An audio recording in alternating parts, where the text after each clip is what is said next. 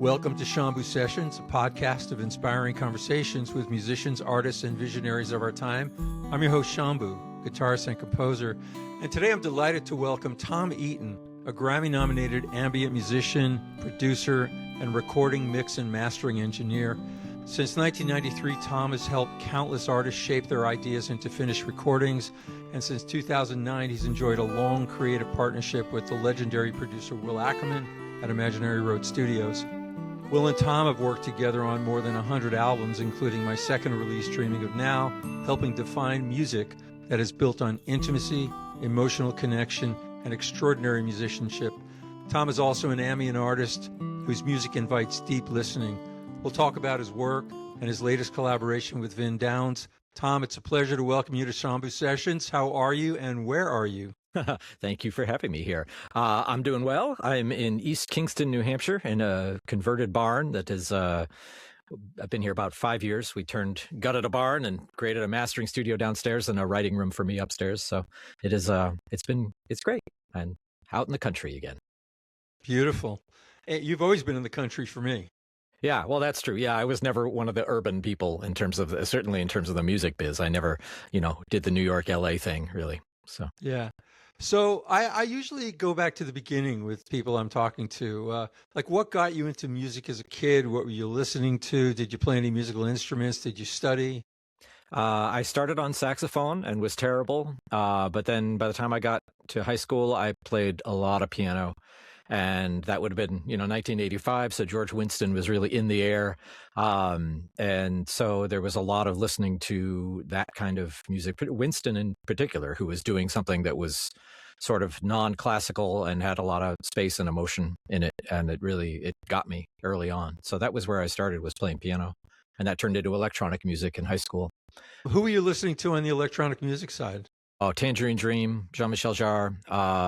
That time period was like the perfect time period where, technology like MIDI happened in 1983, and then all this technology stuff sort of like came alive in the early 80s. And so there was so much stuff. The private music label was a big part of what I listened to, and people like Sanford Ponder, Eddie Jobson, Tangerine Dream, Patrick O'Hearn, Suzanne Ciani. There are just people who really still today I listen to that from that time period. And less than 10 years later, you open your first commercial studio. Studios are a tough business. What drove you to open a studio? Stupidity, maybe. It's I had a pretty evolved MIDI setup with the mixer and outboard and recording gear and whatever. I was doing, writing music for dance people and writing music for theater. And I had the opportunity to build a little studio that had an ISO room, and that, rather than just like a MIDI room. And that led me to going out into the world and seeing what I could do. And for whatever reason, at that time, I sort of clicked into the Boston, Cambridge folk scene and started doing a lot of singer-songwriter work. Something about my aesthetic that was, maybe influenced from the side from, in some ways, what Will was doing, and I didn't realize till much later. My aesthetic kind of worked well for that music, really like squeaky clean kind of thing that I love. So you're working with artists. When an artist comes into a studio and they play you a piece, what are you listening for in that music that you're about to record? Oh, that really depends functionally on what my job is. If you're listening with producer ears, that's a whole other thing from listening to engineering ears. If you're listening, with engineering ears, it's about how clean is their playing. Are there things that we can do to the instrument or to what they're doing to make things sound better? And then from the producer head, it's like all doors are open in terms of what you can comment on. It's like, boy, either an intro would be great, or, oh my God, it takes forever to get to the first verse, or just structure, approach, speed, intensity, all the things that you can comment on become, commentable at that point. So in all those different roles, you're serving songs in different ways. Oh, for sure. Yeah. I mean, based on your own experience, which is all you got to draw on, you're just trying to sort of figure out how best to get the piece of music in front of you through the end of the process at the other end. And what separates like a technically excellent recording from one that feels emotionally alive, or are they one and the same? I don't think they're one and the same. I mean, no, I think there are plenty of great recordings, like technical recordings that do nothing for me. It's like, wow, that's a great recording, and it uses all the available space. It's clear. Or it's completely appropriate for what it is. It could be like Cocteau Twins stuff. It's like it's so murky and whatever, but it's exactly right for what it is. No, I think in terms of the emotional thing, I think you could have lousy recordings of stuff that's very emotive. You can have like Michelle Schock's campfire tapes. You can have stuff that's just like, oh my God, so, it's raw and it gets you, and it's not about the quality of the capture. It's about just the human at the other end of it. I think for me, I love both. I love it when you can get something that's like really emotional and also sounds great, or at least great meaning appropriate for what the music is. From the time you opened your studio, were you doing your own original music at that time, or were you mostly serving clients? It was almost all clients. I did an album. I was living in Boston in the early 90s, and I did a record there, 91-ish. And then I opened the studio in 93, and I didn't come back to releasing a Tom record until 2016. So I took like 25 years off, and it was just, I was working with other people, making other music. Occasionally I would play bass or piano or something, lap steel or something on someone's record, but it wasn't like I wasn't actively writing music at that time. And then around 2009, you started this creative partnership with Will Ackerman. Tell me how that came about. And because I came into that around 2012, 13, when I was doing my second album and I met you. Will had a long relationship with Corin Nelson, and Corin had decided that he wanted to go off and do things that were more aligned with whatever he wanted to do, not necessarily down Will's path. So they were looking for somebody to come in and sort of take over the engineering role at the studio. There was a pro audio place down in Wellesley, Mass called Parsons Audio. And they put up an electronic bulletin board post at Parsons that said, we're looking for somebody to come in and kind of do a couple weeks of sessions, or do a week of sessions or something like that. Just to basically cover a gap was sort of the way it was presented. And I went up and I met Will and I met Corin, and I kind of got along really well, really quickly with Will, like partially maybe going back to the fact that he was a big influence on me as a musician, even if it wasn't him directly that I was listening to. He was producing, Patty Larkin and John Gorka and all the these folk records, while he was also producing the George Winston, Michael Hedges world that was sort of spacious acoustic instrumental music. So yeah, we clicked easily. And after that sort of week of being up there doing a couple things, they were like, well, actually, we would like somebody to be kind of the replacement full-time engineer. And at that time, I lived 2.5 hours away from the studio, and I had just built a new big studio in Newburyport, Mass, where I lived. And everything was like, well, this is crazy. So I said yes. So you kept your studio going while you were serving Will's clientele? I did. Yeah. Yep. Yeah. And you were going back on Wednesdays for your family? Exactly. Yeah. In fact, tomorrow, my youngest he's got his last day of his junior year of high school tomorrow. And he was 2009. He's 17. So yeah, I mean, their whole life I've been going back and forth over to Vermont. Yeah. So yeah, it was tricky. It was amazing. I learned so much from Will right away, and still do. And it just sort of opened the door. I guess when I talk about it, it's like being drafted to the major leagues. It's sort of like everything I do kind of has to be world class now. And it gave me some fire, I think, that I didn't necessarily have in the sort of the rural kind of, I was a local studio. I was the place where people went to make a record if you were in the area. But I also I had an ear for sound, so I was the place that when the BBC needed somebody to do a voiceover, I would get the call, or NPR or ABC. It's like, so I always had that ear for quality, even when I was the local guy. But then when I ended up at Will's, it just sort of, it elevated everything. I just felt like, well, I gotta live up to a legacy now, and I gotta just, everything has to be excellent. Yeah, well, I think you've done that. My experience with Dreaming of Now, I remember I came in with a recording that had, all the bells and whistles. And I remember one day after we were almost at the point of maybe mixing it, you said to me, hey, I took everything home and I kind of made these rough mixes of what we had done to kind of clarify what I think you're going for. And that helped me a lot. Oh, good. That's interesting. I don't remember that at all, but I'm, there were times where it was like, in order for me to make sense out of something, I need to sit with it and kind of like figure out, okay, where can this go? And you can't always, when you've got three people in the studio who are like thinking and interacting and whatever, you can't always just, sit back with something. So sometimes it's helpful to just kind of take that moment and say, is this a good direction for this? And if not, that's fine. But at least it's a more clear starting point. Even like when Virginia used to like write emails for Will, and Virginia's, for those who don't know, Virginia Andrew was Will's longtime assistant. And she would write, if Will wouldn't write an email, Virginia would write the email knowing that Will would say, this is terrible. You got to do this, this, this. And then of course he'd write the email as a response that he wasn't going to write. So it's that kind of thing. Sometimes you need She knew how to work with him. Yeah. But sometimes you need that starting place. Sometimes to say, oh no, that's all wrong. Or, oh no, this, A is good, B is bad, C is in the middle, So tell me a little bit about your work with Will. It's kind of very intuitive at this point. He knows you, you know him, and you both have to get to know an artist and help bring out the best in that artist. How does it kind of work when you're recording an artist? It's different with every person, but to some degree, we're both listening for the same thing. We're both listening for, is this coming from their head or coming from their heart, and try to see what we can do to get it to come more from the heart, whether it's a solo guitar or solo piano, which is 90% of where things start in that world. I'm trying to keep track of sonics and takes and how it sounds, and Will's really mostly in like emotional response mode. We break the songs down into literally a spreadsheet.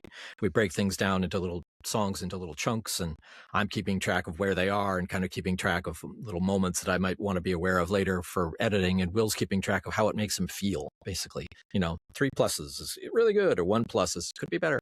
And then his mapping, exactly right. That's what he calls it. Yeah. So, and then based on that, we go into editing, and we take only the best stuff. And you have to be a good editor for that to work. And I learned how to do that quickly with him. I think basically all we're in it for is just, does it feel good from the minute it starts to the minute it ends, the second it starts to the second it ends.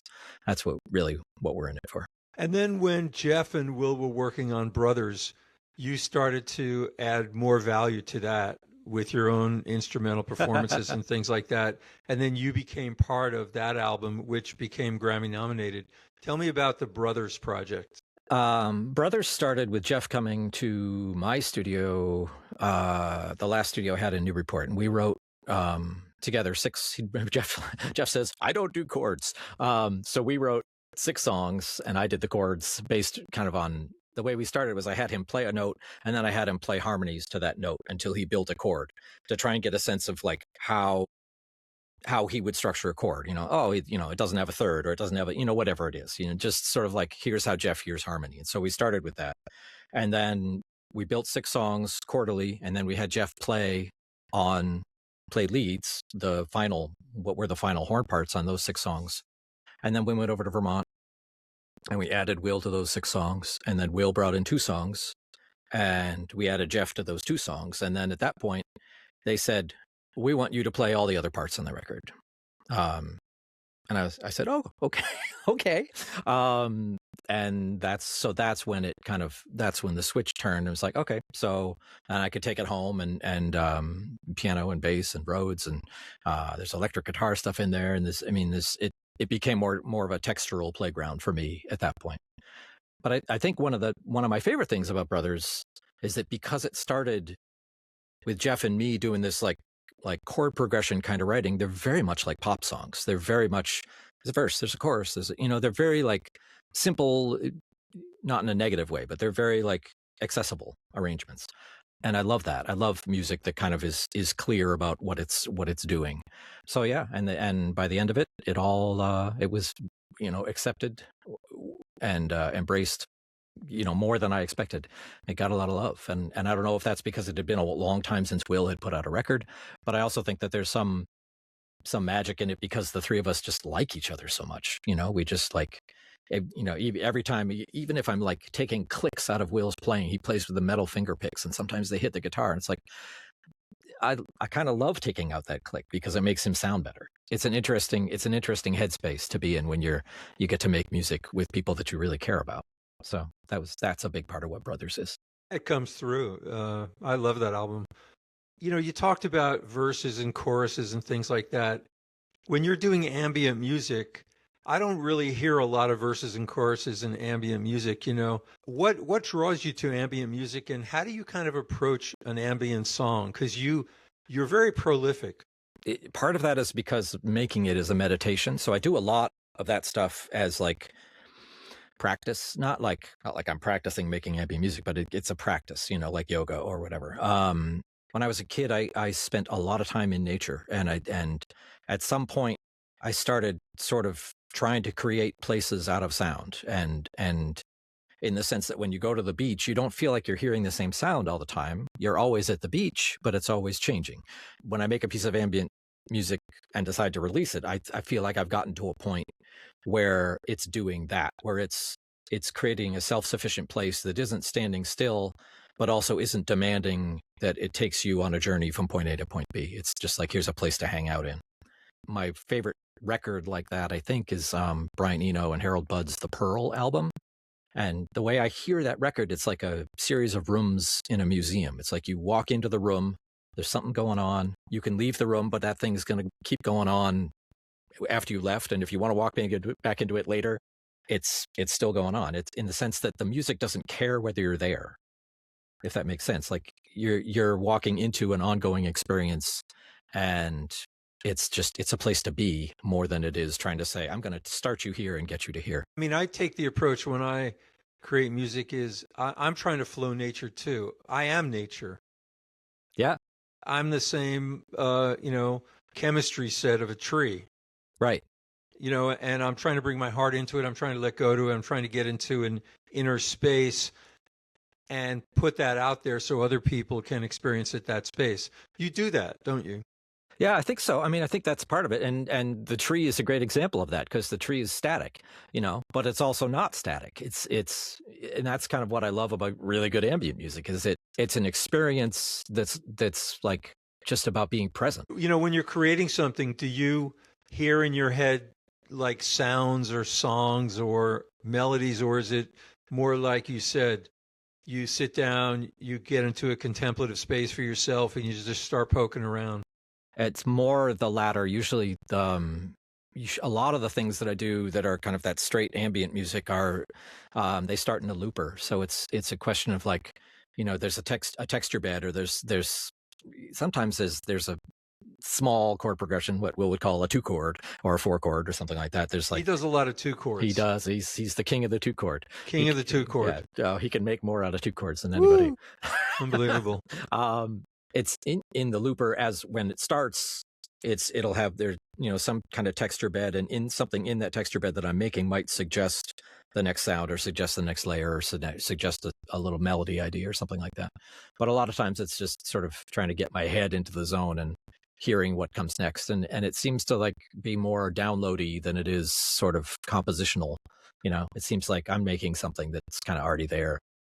Rather than like, here, I made this kind of, like, you know, formality. You're kind of birthing it through your intuitive. Yeah. Or something like that. I mean, something like that. Yeah, the Vangelis quote was, that I love, is, I act as a channel through which music emerges from the chaos of noise. I think I love that. I mean, I just think it's like, it's not like about him. It's like, I'm a conduit for something else. And if it works for you, that's great. And if it doesn't, that's okay too. So you play a lot of instruments too in these recordings. You play piano, guitar, synthesizer, lap steel. You use field recordings. Yeah. I mean, I will. I don't know. It's like, I'm sure with you too. You could pick up anything, even if you can't play it, and you can make a musical sound out of it. It's just, they're just colors. They're just paint box colors. I'm a better piano player than I am a bass player or a guitar player or lap steel player. I'm a passable accordion player.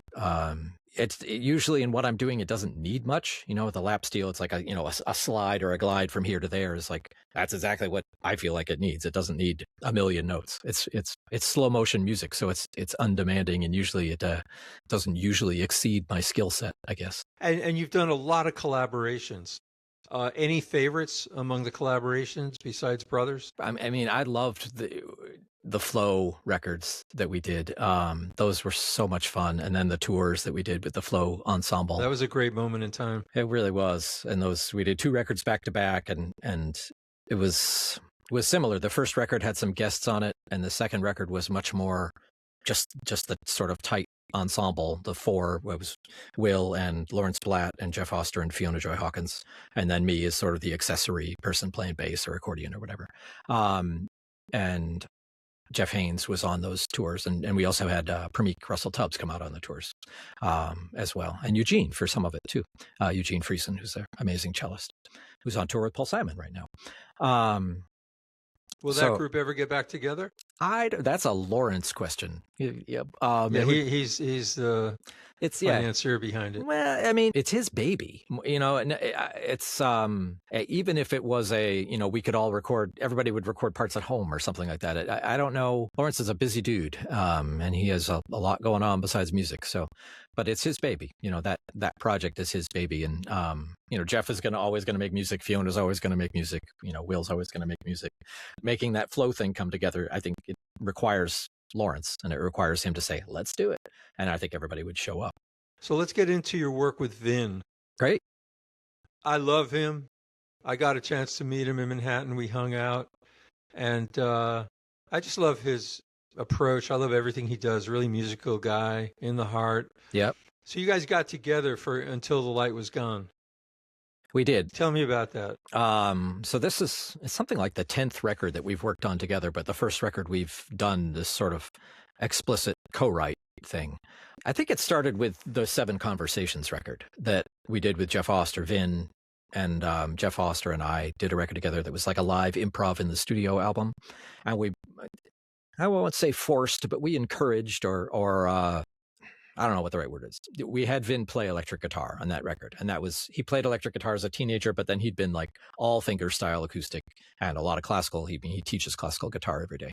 So he just hadn't put in a lot of time on electric, but we said, let's do electric. And he did it for that 7 Conversations record.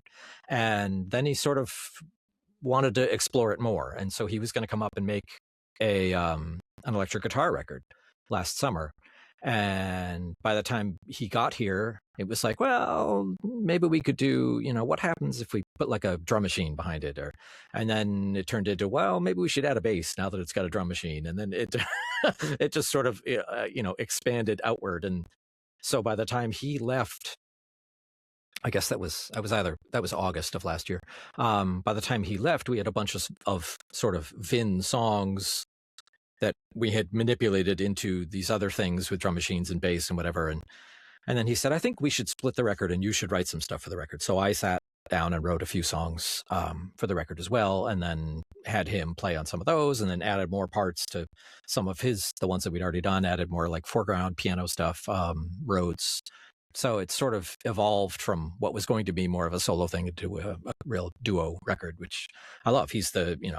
He's a great foil for me because like I said, I'm a simple person, and I like things that are kind of easy. And he's a consummate musician. Yeah.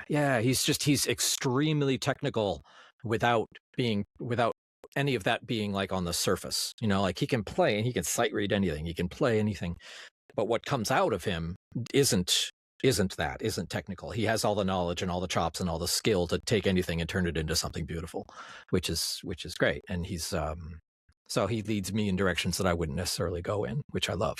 How's the reception to that album? It's been good. I think this is a weird time for music. You never know. It's like a million people can be listening to it out in the world, and you don't know any of them, and you don't hear from any of them. I don't think a million people have listened to the record yet, but maybe. I don't know. It'll get there. It's the reviews from people that we'd like and from people who know kind of the genre or whatever have been really good. And it helps to listen to the record as a record, because that was kind of what we were trying to make at the end of the day. We chose the way it went together really consciously. we're in the singles world a lot of times, at least in the playlisting environment. You put out singles and you try and make singles happen, which it's not counter to a record, but it's out of context with the whole composition. It's like hearing movement 5 of something. It's like, well, what about the first 4 movements? Didn't they set up movement 5? Oh, yeah, they did. I think people are listening to individual pieces of music and playlists and things like that. The idea of an album and the continuity of an album, I don't know where that's going, but we'll find out. The other thing I find, like I've done a collaboration with a guitarist named Leo Steinried, and it's very hard to get the algorithm that may fall in love with you to fall in love with a new artist, because you put a new artist together, it Sure. just starts from ground zero. Right. And it's very hard to build an audience with the cooperation of an algorithm. Totally.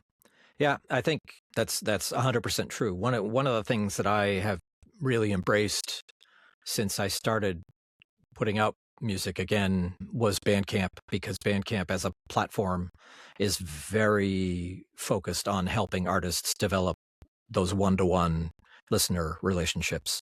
And it lets you talk to people who buy the music, and lets you, Right.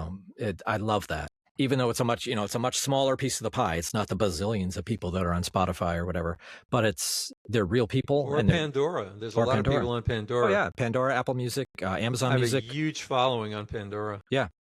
My numbers on Pandora have gone up and down over the years. There have been times where it's been like, wow, it's good, and then times it's just I'm just there. But I think are you using the Pandora amp tools? Yes, I am. Yep.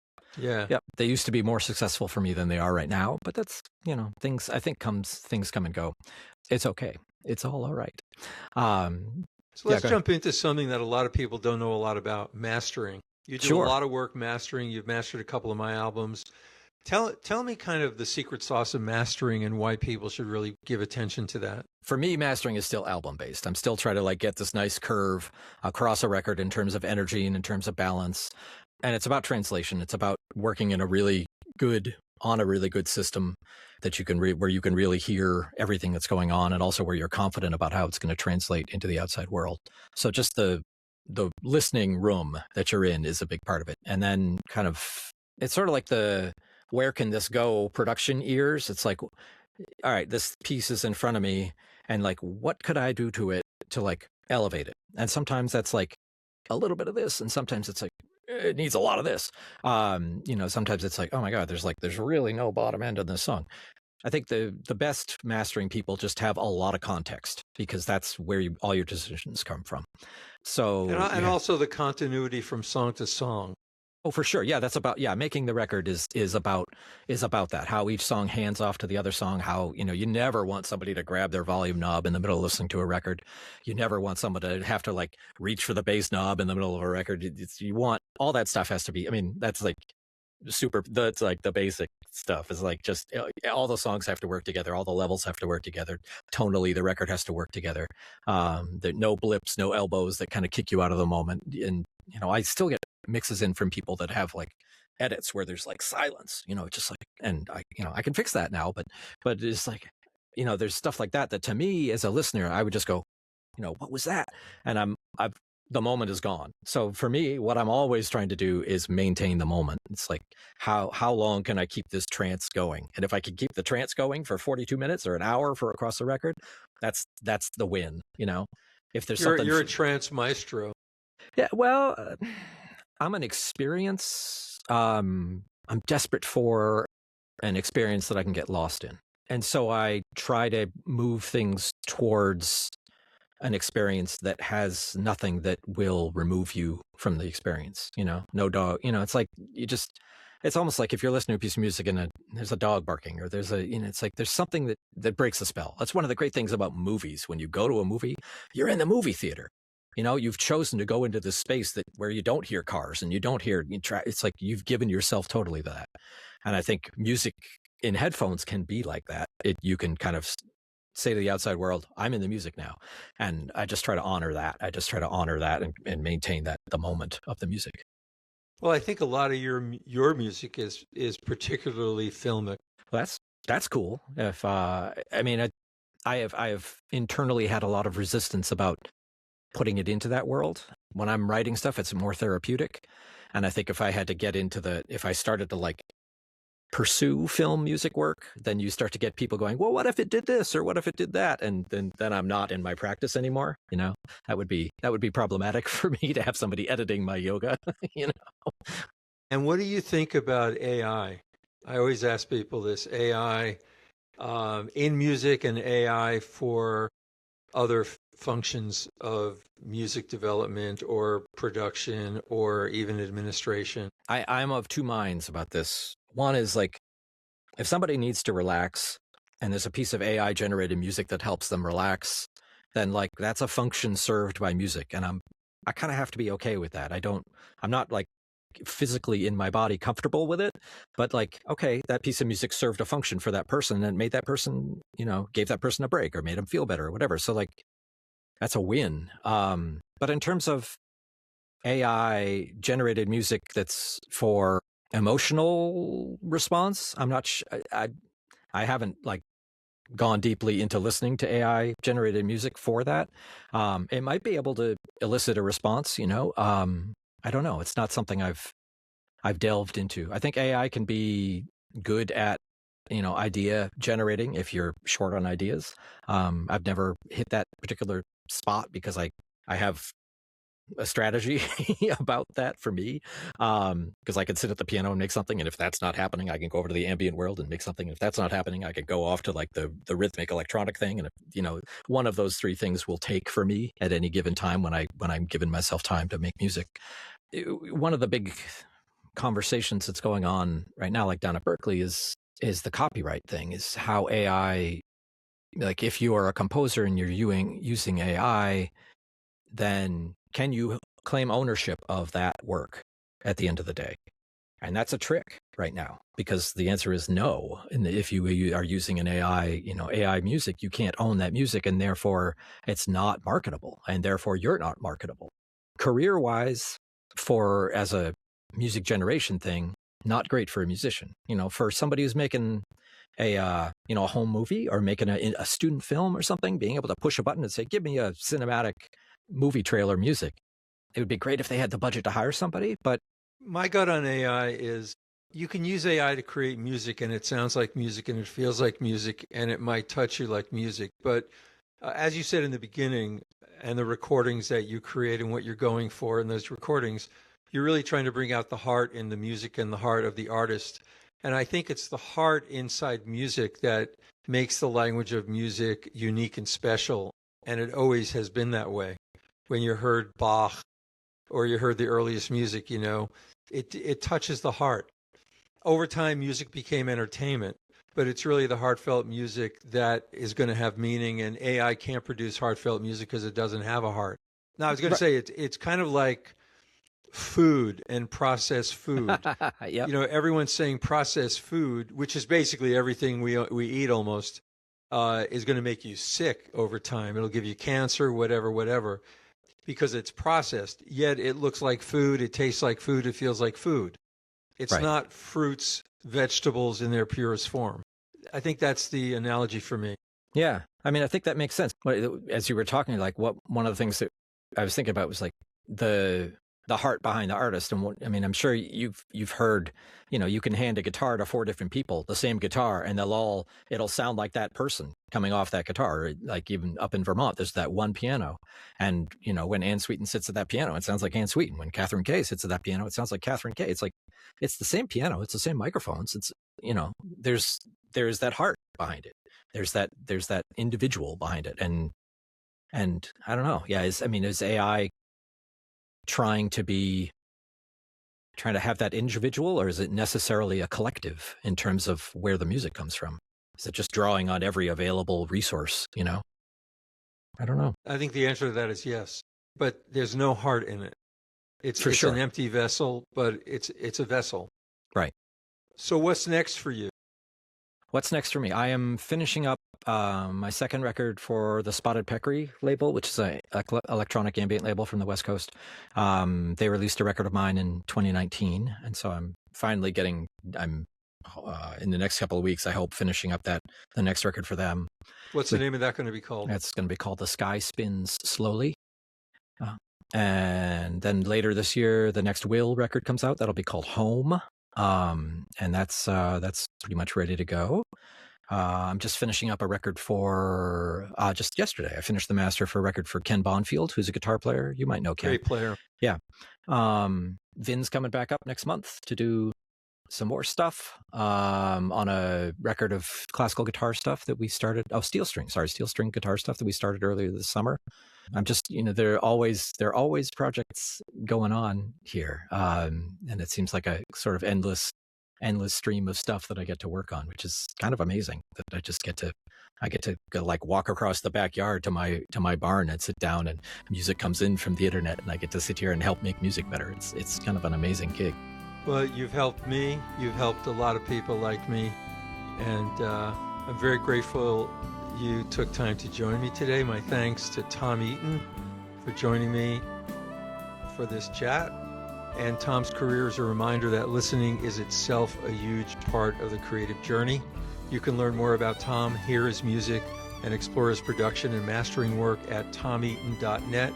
I'll add a link in the podcast description. And if this episode moved you, please like, follow, and share Shambhu Sessions wherever you listen to podcasts.